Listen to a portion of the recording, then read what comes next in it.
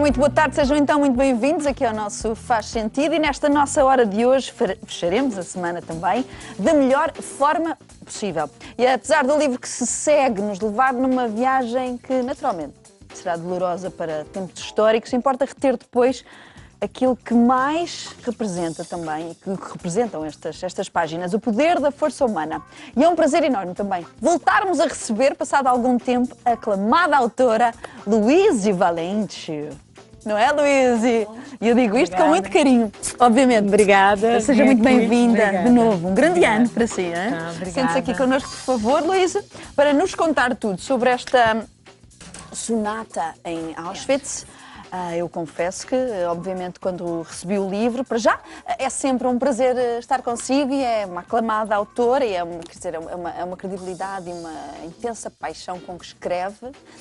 Eu que agradeço. Profunda pesquisa, não é? Mas quando recebi, obviamente, sonata em Auschwitz, naturalmente se percebe a intensidade e a inquietude que aqui vai para falarmos deste tema tão difícil. Se calhar começo por aí. Luís, porquê deste tema, uma vez que também todos os seus outros livros também obviamente são provocadores do ponto de vista das feridas que abre e fecha e de como também vai nessa pesquisa, não é? Mas o porquê deste encontro tem a ver com a sua própria descendência, que se mistura aqui também em várias nacionalidades? Mais uma grande paixão que eu tenho por esse assunto.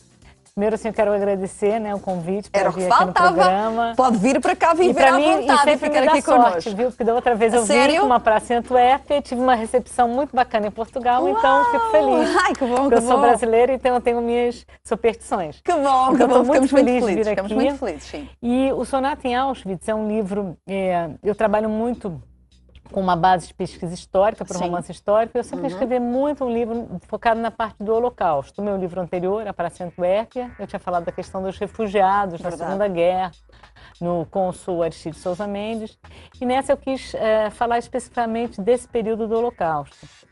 E surgiu a ideia do livro porque eu conheci uma senhora que ela faleceu agora no final de 2017, mas eu a conheci há 2 anos, ela tinha 101 anos, e ela contou a história dela, de um neném. Ela chegou grávida, uma senhora judia, chegou grávida em Auschwitz em 44, enfim, passou por um processo de seleção, não foi direto para a câmara de gás e ela teve esse neném. Ela chegou já com 5 meses, ficou 4 meses e o neném nasceu lá e na hora, ele nasceu num daqueles barracões, uma história muito triste, e ele foi tirado dela na hora, assim, do nascimento. Ela só viu que era uma menina. E provavelmente para ela a criança foi levada para a câmara de gás. E essa história me tocou demais. Claro. E aí eu pensei, se eu fizer uma história em que esse soldado, o soldado que tirou essa criança, pensasse em levar essa criança e salvar essa criança. E a partir daí saiu Sonata. E é uma história, é um mistério, porque aí eu tenho uma personagem que é portuguesa, que é a Amália, que descobre que é neta desse soldado e vai atrás da história desse avô.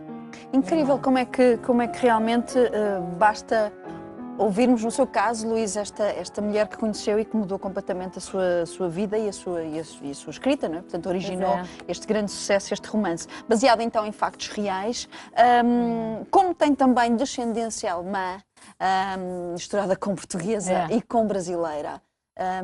Isso também a tocou particularmente, ou seja, é uma viagem no seu próprio, na sua própria ascendência, naquilo que é, quer dizer, que nos marca profundamente como foi o Holocausto. De certa forma, eu acho que eu fiquei muito curiosa sempre com essa questão dos alemães durante a guerra, e aí eu quis desenvolver, falar dos heróis anônimos, daquelas pessoas que não necessariamente viveram a guerra e que também se sacrificaram, pessoas que não eram judias, né, mas que ajudaram judeus e também outros grupos étnicos perseguidos, como ciganos, enfim. Mas desses heróis anônimos que se sacrificaram, e dos alemães, no caso do oficial, que era um nazista, quando ele se coloca assim em frente a uma questão básica que é a vida, sabe?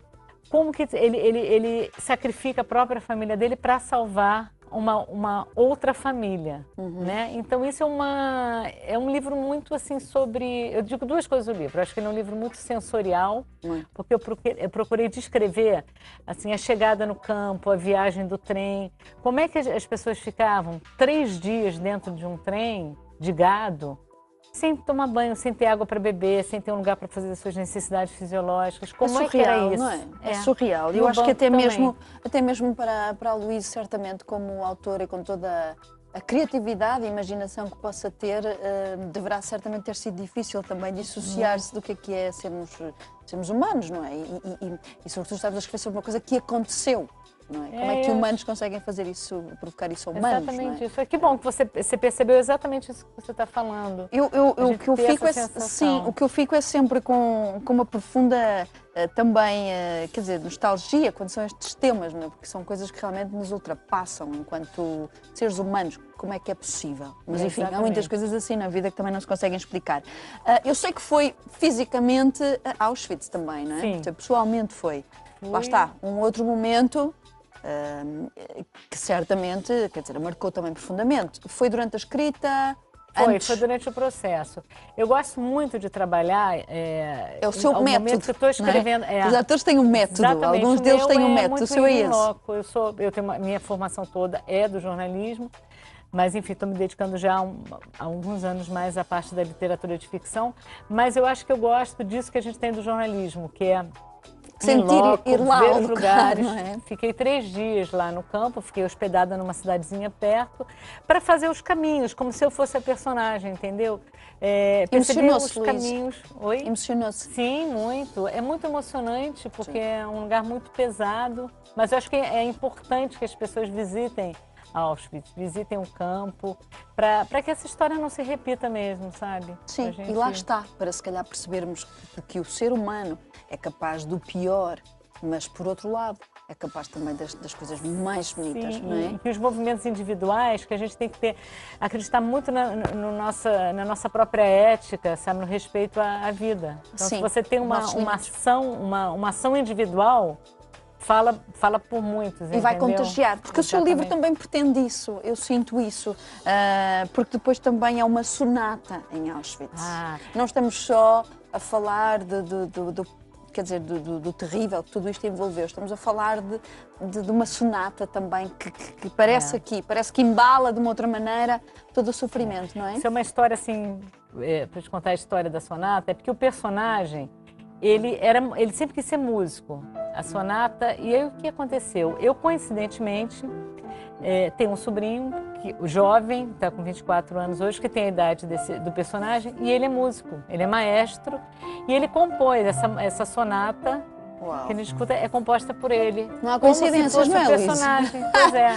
Não há coincidências. E eu acho lindo porque eu, na verdade, dei assim como se fosse um briefing para ele. O que o personagem tinha, o que moveu o personagem a se inspirar para fazer uma música? Salvar uma criança numa condição assim, sabe, terrível.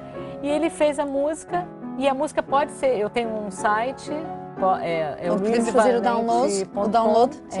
Você pode ir lá e escutar a música. E se calhar enquanto lemos o livro. Sim. Não, e tem nesse livro, olha atrás, tem a partitura dela aqui. Que lindo. Aqui? Sim, ó. claro que sim. Aqui, olha.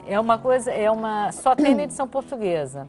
Só? Eu lancei Porque não na brasileira? Na brasileira não veio. As capas são diferentes, né? Por quê? Falamos para diferentes públicos? Porque não, para o mesmo público. Só que quando eu estava com a sonata, quando o livro ainda não tinha a partitura não estava finalizada. Então somos os sortudos. Muito em cima. São aqui, olha, chama Para Raia, já está toda manuscrita. Quem quiser tocar, pode tocar a partitura. Porque ele está sendo lançado agora, né? Nesse começo do ano aqui em Portugal. E foi lançado no final do ano de 2017 no Brasil. É um lançamento simultâneo, né? Aqui a editora Saída de Emergência, que eu acho que é uma editora que faz um trabalho muito bacana. Bom. Sim. Sem dúvida. E tem aqui umas palavras também do meu querido José Luís Peixoto, também de quem são muito próximos. A escrita de Luís Valente consegue uma milagrosa alquimia, transforma o passado em presente e dá-nos a oportunidade de vivê-lo. José Luís Peixoto. Fiquei muito feliz, porque o José Luís, eu conheci ele no Brasil, né? Incrível. Sou admiradora dele. E aí eu falei, Zé, você Pode ler, ver o que você acha. E foi super bacana, ele leu muito rápido também, Sim, né? uma capacidade enorme, não é? Foi bem interessante. Ele é maravilhoso. E ele escreve, lá está, com o coração também, com o coração na mão, no caneta, ou o que seja, não é? É muito bom essa junção que a gente tem. Nós temos a mesma língua, né?